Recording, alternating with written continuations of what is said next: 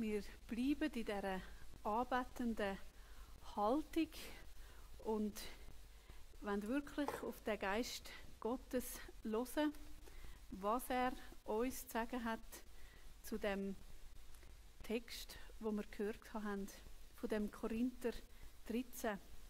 Wenn ich mit Menschen oder Engelszungen könnte reden und ich hätte keine Liebe, so wäre ich wie ein tönendes Erz oder eine klingende Schelle. Und wenn ich könnte Weissagen und wüsste alle Geheimnisse und alle Erkenntnisse und hätte alle Glauben, so dass ich könnte Berge versetzen und hätte aber keine Liebe, so wäre ich gar nichts.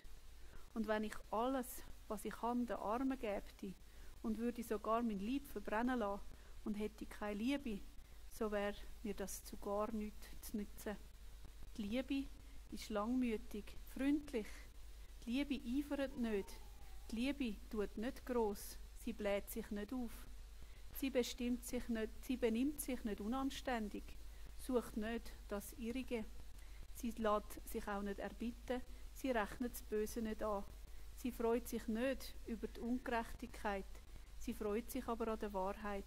Sie erträgt alles, sie glaubt alles, sie hofft alles, sie duldet alles. Das ist der Vorlauf zu dem Predigttext, wo wir dann nachher noch kurz zusammen anschauen. Die Liebe hört niemals auf, ist der Vers 8. Wenn auch die Weisungen aufhören werden und das Zungenreden aufhören wird und die Erkenntnis aufhören wird. Denn unser Wissen ist Stückwerk und unser Weissagen ist Stückwerk. Wenn aber das Vollkommene kommen wird, dann wird das Stückwerk aufhören. Und weil alles nur so bruchstückweise ist, habe ich ganz fest den Eindruck gehabt, es ist so wichtig, dass wir die Bruchstücke heute gemeinsam zusammentragen. Wir haben einmal die Ilona Ingold bei uns gehabt, über das prophetische Hören. Und sie hat hier eine Übung gemacht mit uns. Und die werde ich jetzt auch ganz kurz mit euch machen. Wie kann man dann hören? Und sie hat gesagt, stellt euch mal einen Baum vor. Stellt euch mal vor eurem inneren Auge einen Baum vorstellen. Wer darf ich fragen? Elisabeth, was siehst du für einen? Eine schöne Linde. Wenn wir da schauen, was siehst du? Ein Äpfelbaum. Was wollen wir noch sagen, Therese, was siehst du? Eine Buche. Also ihr seht, ganz divers ist das, aber unser Auge, unser inneres Auge ist fähig, Sachen zu sehen und auch sehr individuell zu sehen. Alle haben einen Baum gesehen, aber es ist verschieden. Und es ist wahr, es sind ja alles Bäume. Buchen, Äpfelbäume, sie geben einfach unterschiedliche Früchte. Und so ähnlich ist es, wenn wir eben geistlich probieren zu hören, durch den Heiligen Geist. Und ich habe euch ja den Auftrag gegeben, zu hören auf den Text. Und vielleicht könnt ihr einfach wirklich nochmal die Augen zutun und einen Moment nochmal ruhig sein und euch innerlich vorstellen, was euch wichtig geworden ist, was euch gross geworden ist, was Gott euch aufs Herz gelegt hat, dass wir das nachher auch miteinander teilen dürfen. Einander ermutigen mit dem, was Gott uns aufs Herz gegeben hat, für die Gemeinschaft zu erbauen. Ich lese euch noch den Rest vor von dem angefangenen Text. Als ich ein Kind war, habe ich wie ein Kind geredet und habe gedacht wie ein Kind und habe urteilt wie ein Kind. Als ich aber ein Mann geworden bin, habe ich abgetan, was kindisch ist. Jetzt sehen wir durch einen Spiegel in ein undeutliches Bild, dann aber von Angesicht zu Angesicht. Jetzt erkenne ich stückchenweise, aber dann werde ich erkennen, genau wie auch ich erkannt bin. Jetzt aber bleiben Glaube, Hoffnung, Liebe, die 3 Sachen. Aber die Liebe ist das Grösste von ihnen. Amen. Und jetzt bin ich gespannt, wer da was geschenkt bekommen hat. Ihr dürft einfach aufstehen und teilen. Das ist vielleicht am gäbigsten, wenn man die Maske kurz abnimmt.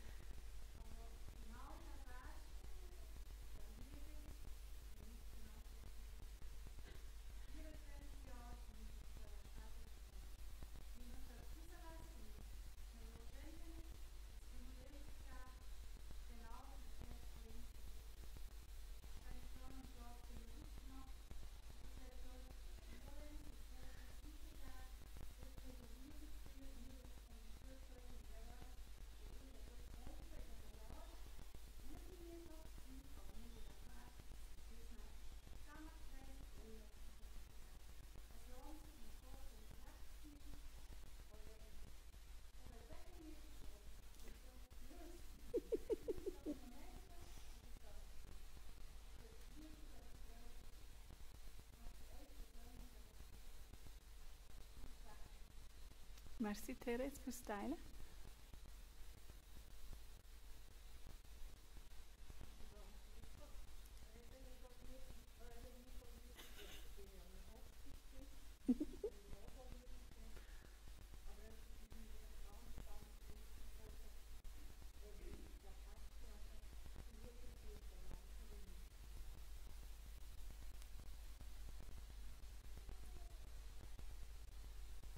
Und das als Eindruck für unser Chor, dass das wichtig ist, wenn wir doch einfach an Gott bitten, dass er uns für das hilft. Ja, Jesus, danke, dass du das jetzt der Elisabeth aufs Herz gelegt hast. Ja, dass wir wirklich sollen an dem festhalten, dass die Liebe einander nichts nachträgt. Dass wir Menschen dürfen sein, die da zusammen sind, die Vergebungsbereitschaft sind, weil du hast uns vergeben. Danke, dass du uns helfen kannst, dass die Liebe sich so entfalten darf, auch gerade in unseren Beziehungen, so wie es Therese gesagt hat, habt ihr Ehe, ihr Familie, untereinander da bei uns im Chor. Wir bitten dich darum. Amen.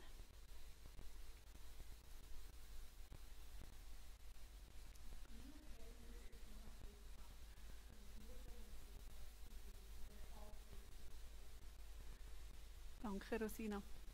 Ja, Jesus, danke für das Wichtigwerden von dieser Tatsache, dass wir dürfen Stückwerk haben und sein. Danke, dass wir nicht alles wissen müssen, sondern dass du weißt und dass wir durch das entlastet sein dürfen. Amen.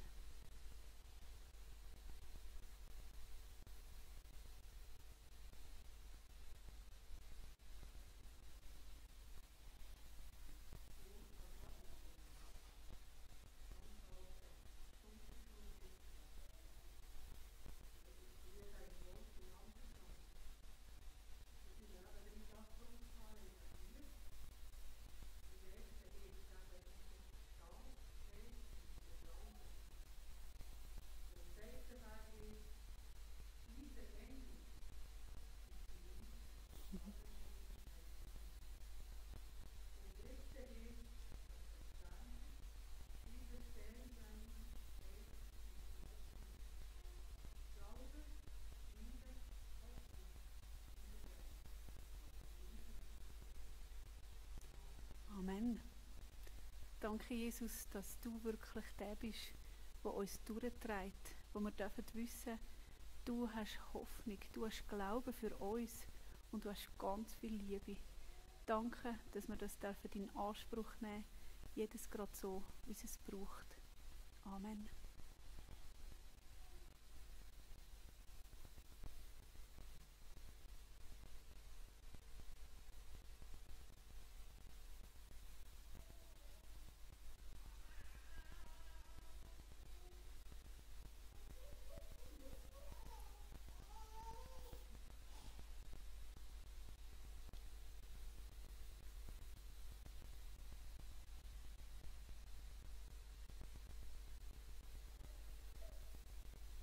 Ja, ich glaube, es ist wichtig, dass wir einfach weiter auch an dem Text dranbleiben. Dass wir wirklich den Heiligen Geist auch bitten, dass er den Text uns auftut, dass wir durchsehen und dass wir einander wirklich ermutigen können. So, ja, wie wir es gerade auch gehört haben in dem Text. Und ja, was soll man da noch gross dazu sagen in einer Predigt? Eigentlich könnte man doch Amen dazu sagen, zu dem 13. Korintherbrief. Was wollen wir noch mehr sagen? Ich glaube, wenn wir weiter teilen, einander auch ermutigen und wirklich probieren, offen zu sein für das prophetische Reden, für das, was Gott uns aufs Herz gelegt hat, was wir den anderen und auch der Gemeinde weitergeben dürfen.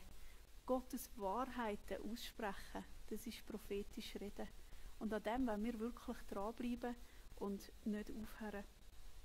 Der Text, das ist wirklich ein gewaltiger Text, das 13. Kapitel. Und bruchstückhaft, ja, das ist auch etwas, was mir so ganz fest aufs Herz gekommen ist. Bruchstückhaft. Was soll ich mir denn anmassen, da noch etwas dazu zu sagen? Und mir ist so wichtig geworden, ja, die Ordnung muss stimmen. Ich bin und darf ein Geschöpf sein. Ich bin einfach ein Geschöpf, das Gott geschaffen hat. Er ist der Schöpfer. So wie beim Töpfer und dem Ton. Der Töpfer, der hat den Durchblick. Der weiß, wie das er muss. Und der Ton hebt einfach her. Und so dürfen auch wir beruhigt sein über das, dass wir eben nicht den vollen Durchblick haben. Wir dürfen dieser Verheißung vertrauen, dass wir uns annähern dürfen und dass Gott hört und weiß und uns auch segnen kann. Wenn die Liebe nie vergehen soll, dann müssen wir vielleicht auch nochmal ganz klar werden, um was für eine Liebe dass es dann geht. Die Liebe, die man so in der Zeitung liest oder in diesen Hollywood-Filmen sieht, ist es die Liebe? Oder ist es die Liebe zu meinem Büssi, das wir frisch bekommen haben? Ja, ich liebe das Tierli wirklich, so ein herziges. Aber nein, es geht da nicht um die Liebe, sondern es geht um die Agape-Liebe. Die Liebe, die Gott als Gnadengabe uns schenkt.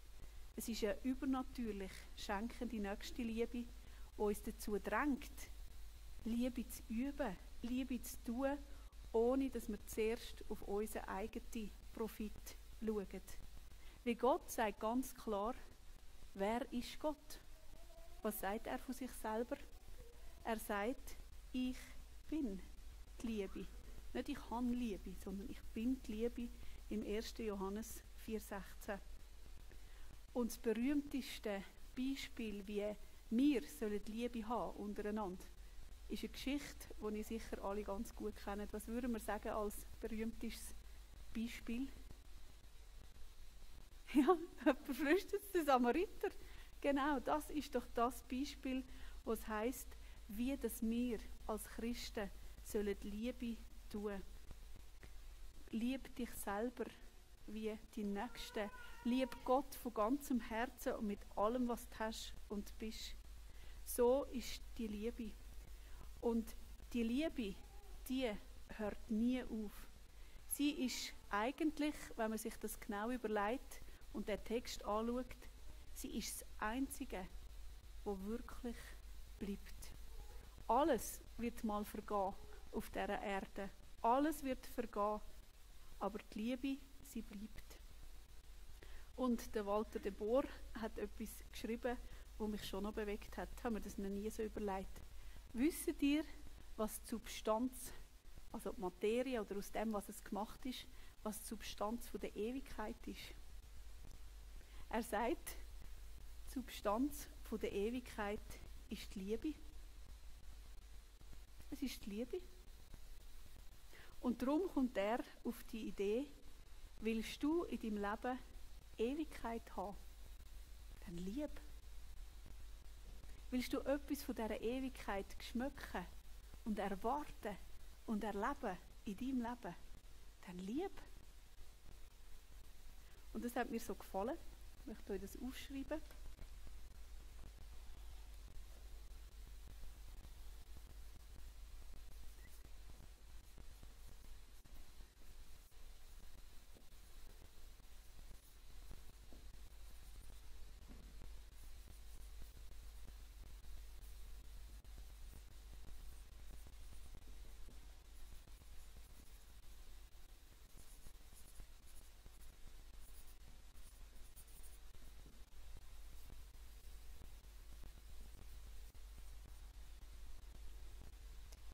Liebe. Ein grosses Wort. Und die Agape-Liebe, die haben wir jetzt ja beschrieben gehört. Eben, langmütig, freundlich, nicht eifernd. Nicht so, dass man sagt, dir vergebe ich nicht. Nein, mit dir rede ich nicht mehr. Das ist nicht Liebe. Sondern eine Liebe, die nicht eifert, nicht eingebildet ist, nicht bitter wird, weil sie nicht vergeben kann. Und im Vers 8 heisst es eben, dass die Liebe nie wird aufhören. Auch das, was wir heute geübt haben, einander Wahrheiten von Gott weiterzugeben, oder in diesem Text wird auch das Zungenreden genannt, da sind wir vielleicht ein bisschen weniger geübt als Chor. Das alles wird vergehen. Und es ist die Liebe, um die es geht. Prophetie, Zungenreden, das alles sind geistesgewirkte Gaben. Das ist nicht etwas Natürliches, wo man quasi einfach mit überkommt, sondern das sind Geistesgaben, wo der Geist Gottes in uns wirkt, wenn wir uns ganz bewusst auf ihn ausrichten. Die sollen in uns zu finden sein. Aber die Liebe, die stammt aus Gott und ist das göttliche Leben ganz für sich selber. Darum ist das auch eine von Gott geschenkte Gabe. Aber es ist eine besondere, eine noch höhere Gabe in dem Sinn, weil Gott sagt in seinem Wort nicht, ich bin Prophetie oder ich bin Erkenntnis oder Glaube, sondern Gott sagt, ich bin die Liebe. Darum hört die Liebe so wenig auf wie der ewige Gott selber. Aber alles andere, das vergeht. So das Gefühl, es rinnt einem doch so manchmal zwischen den Fingern durch. Wir können das alles, wo wir uns manchmal so viel darauf einbilden, nicht festhalten, nicht mitnehmen. Es vergeht alles, aber die Liebe bleibt. Wie soll denn das praktisch aussehen? Wir haben es schon gehört. Die Findesliebe macht aus meiner Sicht den Unterschied aus zwischen der weltlichen Liebe und einer göttlichen Liebe, die in uns hineingewirkt ist. Aber ist es nicht krass, dass man so etwas fordern kann? Es heisst in Matthäus 5, 44 bis 48, ihr habt gehört, dass gesagt ist, du sollst deinen Nächsten lieben und deinen Feind hassen. Das ist aus dem Alten Testament, aus dem 3. Mose 19, 18. Und dann sagt Jesus, stopp. Nein, ich mache es noch viel krasser. Ich mache es noch viel krasser und ich sage euch, liebt eure Feinde und bittet für die, die euch verfolgen, auf dass ihr Kinder seid eures Vaters im Himmel. Denn er lässt seine Sonne aufgehen über Böse und Gute, lässt regnen über Gerechte und Ungerechte. Denn wenn ihr liebt, die euch lieben, was werdet ihr für Lohn haben? Tun nicht dasselbe auch die Zöllner? Und wenn ihr nur zu euren Brüdern freundlich seid, was tut ihr Besonderes? Tun das nicht auch die Heiden? Darum sollt ihr vollkommen sein, wie euer Vater vollkommen ist. Wie um alles in der Welt sollen wir das können? Der Anspruch an dich, an jedem von da innen, ist, dass du sollst vollkommen sein. Dass ich soll vollkommen sein, haben wir da gelesen. Und manchmal, ich weiss nicht, vielleicht geht es euch auch so, manchmal macht mir das Angst. Ich denke, ich erreiche ja das gar nicht. Ich schaffe ja das gar nicht. Wie soll denn das gehen? Aber ich glaube, wir dürfen uns wirklich entlasten. Es ist eben eine Gott geschenkte Liebe. Wir können das gar nicht selber. Wir dürfen Gott immer wieder darum bitten, dass wir auch fähig werden, den zu lieben, zu vergeben, weiterzugehen, im Vertrauen auf den Herrn, dass er auch auf krummen Weg gerade schreiben kann. Das können wir nur mit Gott. Allein schaffen wir das nicht. Und was heisst dann perfekt? Mir ist etwas begegnet letzte Woche, wo mein Herz ganz fest bewegt hat und wo ich mit euch teilen möchte. Dana da Silva hat das in ihrem Buch aufgegriffen.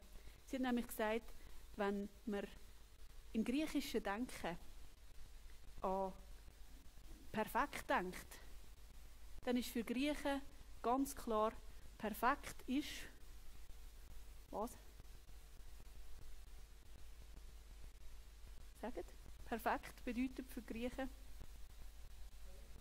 Ja, genau! Du bist offenbar Griechin. Wir sind so geprägt von dem Verständnis. Ja, für uns heisst perfekt gleich Fehler los. So denken die Griechen. Und ganz ehrlich gesagt, ich auch. Ich habe gemerkt, ich bin so fest von dem geprägt. Wer hat nicht in der Lehre gehört? Weh, du machst einen Fehler. Ja, das muss schon besser werden, das merzen wir jetzt aus. Wer kennt das nicht? Und auch die Angst manchmal, die wir haben, nur einfach keinen Fehler machen. Lieber nichts machen, dann kann man keinen Fehler machen. Habt ihr das auch schon gehört? So lähmend, so angstmachend. Und Gott hat ganz klar gesagt im 1. Timotheusbrief, hey, er hat uns keinen Geist von der Angst und von der Furcht gegeben, sondern von der Liebe, von der Kraft und von der Besonnenheit. Die Angst, die hat gar keinen Platz. Aber sie nimmt Raum ein, wenn wir so getrieben sind von dieser Angst, Fehler zu machen.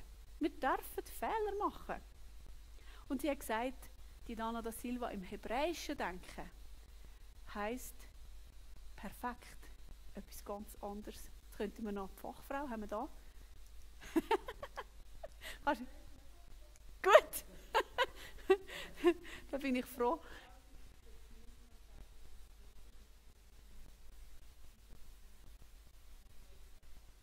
Genau. Und was ich noch nachgelesen habe, ist, dass wie ein weiterer Aspekt reinkommt, dass es einem Design entsprechend ist. So wie es gedacht ist perfekt. Und sie hat als Bild perfekt.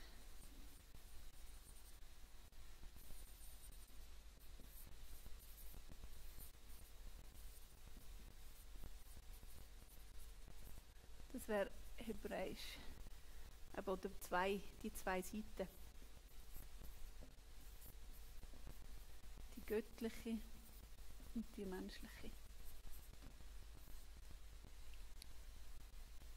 Sie hat gesagt, für Griechen ist ein Olivenbaum nicht perfekt.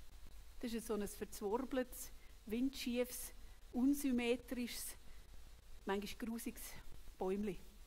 Für Griechen, die würden nie sagen, dass das perfekt ist. Die haben gerne asymmetrische Sachen, um zu sagen, es sei perfekt.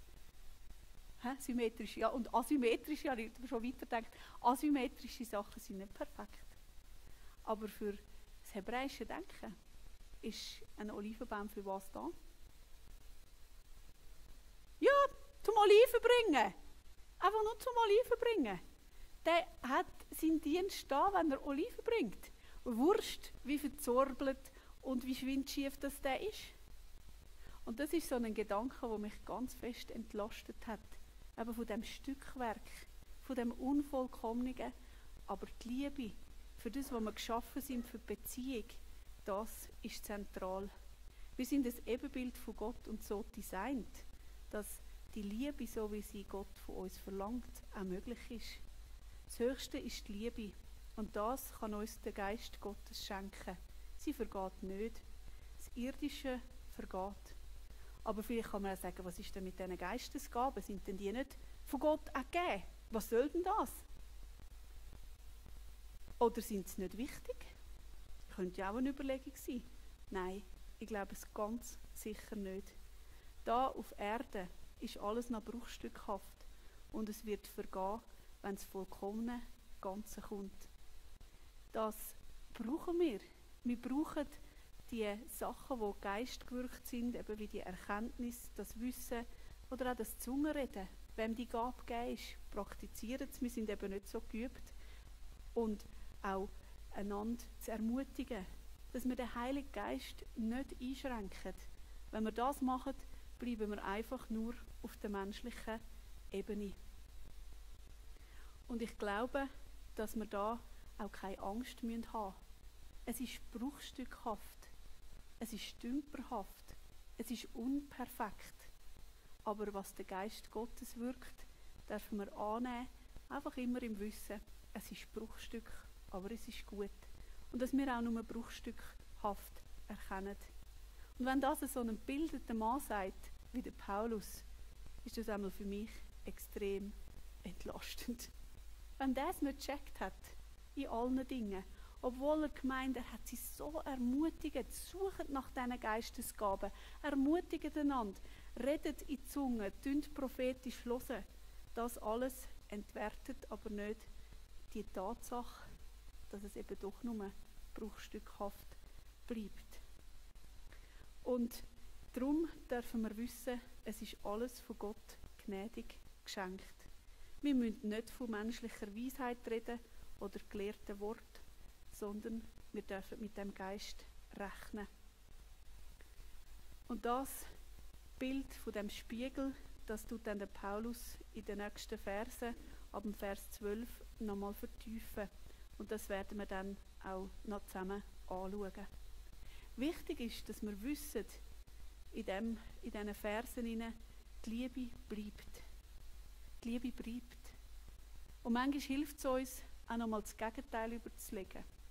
Was würde sich breit machen oder was macht sich breit unter uns Menschen, wenn die Liebe nicht da ist? Nach dem 1. Timotheus ist es die Angst, die Furcht, die sich breit macht, wenn eben die Liebe und die Kraft und die Besonnenheit von Gott nicht da ist. Oder man kann auch sagen, wenn die Liebe nicht da ist, das Gegenteil von Liebe ist Hass, Gleichgültigkeit, Eifersucht oder ungesunde Abhängigkeit. Das alles macht sich bei uns breit, wenn wir die Liebe nicht haben untereinander. Und ihr wisst, dort, wo keine Liebe ist, dort ist man nicht gern. Das ist kein guter Ort. Und wir wissen es in unseren Beziehungen, in unseren Ehen, einmal auch bei uns, es gibt Momente, wo die Liebe uns abhanden kommt. Wo sich tatsächlich mehr Gleichgültigkeit oder manchmal auch Hass oder Eifersucht breit macht. Aber dann ist es so gut zu wissen, dass wir eine weitere Dimension haben.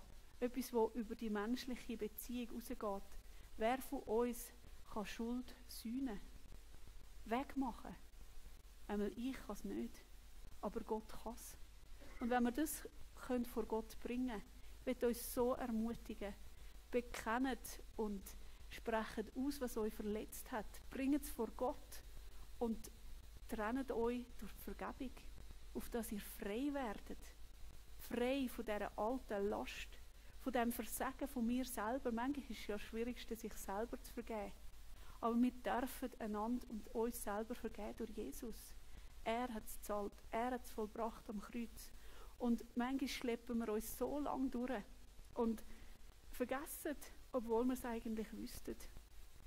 Aber heute, mit dem Text, erinnert uns Gott daran, hey, er hat alles gegeben aus Liebe. Er ist bereit, alles anzunehmen, zu trennen, abzuschneiden und das Loch, das entsteht, indem man das alte Zeug rausgefallen hat, auch mit Gutem zu füllen. Das, was ihr abgebt, fragt doch auch Gott, und was ist denn deine Wahrheit? Was möchtest du mir sagen? Was ist wichtig jetzt in diesem Moment? Und so dürfen wir zusammen unterwegs sein. Alles vergeht, aber die Liebe bleibt. Und alles, was wir tun, das soll zur Ehre Gottes sein. Und ich möchte uns auch ermutigen, dass wir frei dürfen sein. Wenn uns Gott etwas aufs Herz gelegt hat, einen Eindruck oder etwas zum Teilen, dass wir das auch in der Zukunft wirklich miteinander machen. Wir sollen nach diesen Gaben streben, aber nie vergessen, dass das alles nur bruchstückhaft ist. Aber die Liebe, die vergeht nie bis in die Ewigkeit. Und es ist in Ordnung, dass wir nur bruchstückhafte Erkenntnis haben. Wir dürfen Mensch sein und Mensch bleiben. Amen. Danke, dass wir noch das Musikstück hören und hängt doch mit Gottes Geist diesen Gedanken an, wo er euch gross und wichtig werden lassen hat.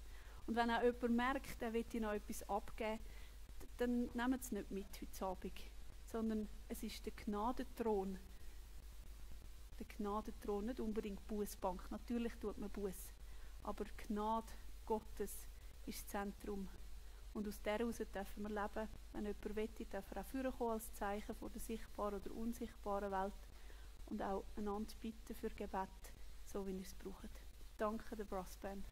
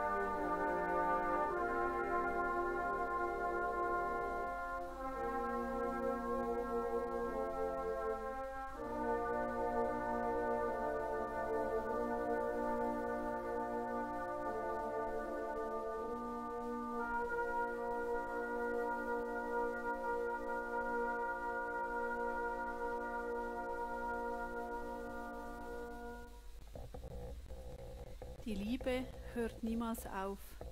Wenn auch die Weissagungen aufhören werden und das Zungenreden aufhören wird und die Erkenntnis aufhören wird. Denn unser Wissen ist Stückwerk und unser Weissagen ist Stückwerk. Wenn aber das Vollkommene kommen wird, dann wird das Stückwerk aufhören. Und Jesus, danke, dass wir so bruchstückhaft, so fehlerhaft dürfen sein. Aber danke, dass du uns durch deinen Opfertod, durch das Opfer, das ein für alle Mal vollbracht worden ist, dass du uns als gereinigt und geheiligt anschaust, dass wir fehlerlos perfekt in dem Sinn dürfen vor dir sein, wie wir das dürfen annehmen von dir, Jesus. Danke, dass du das in unsere Herzen hineinpflanzt, dass die Liebe immer mehr Raum und Platz bekommt, dass es die Angst und der Hass oder die Gleichgültigkeit oder was alles da in unseren Herzen gross werden, Verbitterung und Sorge, dass das keinen Platz mehr hat, weil es ausgefüllt ist von deiner Liebe, von dem Geist, von der Kraft und von der Besonnenheit. Danke, dass du uns das schenken kannst, so wie es jedes von uns jetzt gerade auch für die kommende Woche braucht. Amen. Und ich darf euch segnen.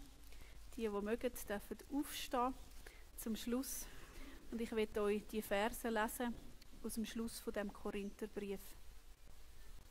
Maranatha, der Herr kommt. Oder wie es an anderen Orten heisst, der Herr kommt bald.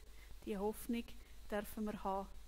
Die Gnade des Herrn Jesus Christus sei mit euch allen. Amen. Sind Gesegnete vom Herrn, sind ein Segen für die Zeit und das Umfeld, wo jedes von euch hineingestellt ist. Gott ist mit euch. Einen ganz guten Abend und wir dürfen jetzt noch ein Ausgangsstück hören. Danke vielmals der Brassband.